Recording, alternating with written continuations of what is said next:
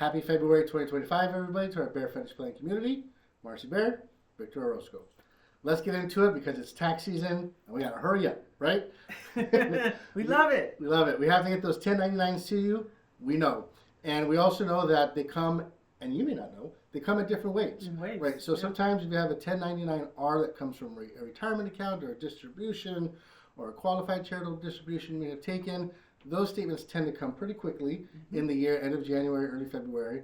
But if you happen to have a trust account or an individual TOD account or joint account, those tend to be a little bit later in the year. So end of February, mid-March. So as you know, we usually recommend to kind of wrap up your taxes no sooner than March 1st because you have to kind of give some time for all those documents to come out to you.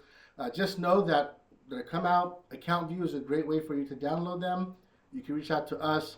We're definitely trying to satisfy all those inquiries coming in, and sometimes they're just not quite ready yet. Yeah, they're probably just not ready yet. Yep. So we'll work on that because we know you're anxious to do the tax wrap up and then also do some projecting into Yeah, next so year. this month is really about just getting organized and getting ready Mhm. and then starting to gather those as they come in. So, yeah. Exactly. And one of those very critical things, obviously there's a lot of things you're gathering, but for those who may recall doing a qualified charitable distribution, or QCD, where you've taken a distribution from your retirement account to satisfy your RMD, required minimum distribution, and have those funds go to a qualified 501c3 nonprofit charity, you may receive a letter from them that says, thank you for the funds, for being so charitably inclined, and here's a receipt for the amount you've given.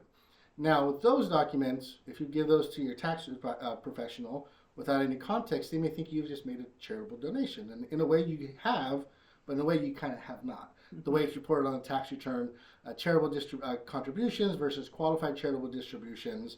I know, potato, I get it. Ultimately, the punchline here is, if you've done that, reach out to us to make sure you have an itemized list of what you may need to give to your tax professional and or what you may need to verbalize to them just to make sure it gets reported the right way.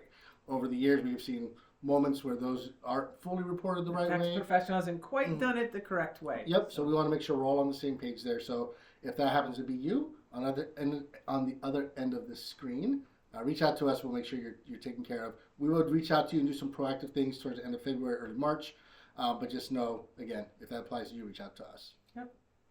The other thing that we've been seeing, in addition to inquiries about when's my 1099 going to be available, so I can get to my CPA, is early retirement. So we know that in the news there's been a lot of talk about with government employees getting an opportunity to retire early, but also school districts also have been doing that locally, but then also corporations. So if you're one of those that has been offered an early buyout, early retirement, and you're not quite sure if you should do it or not, please reach out to us. Give us plenty of time for us to be able to crunch the numbers for you and see if it's in your best interest. So that's something that we've actually done a fair amount of last year and this year. So feel free to reach out to us if you have any questions. We'd be more than happy to assist you with that.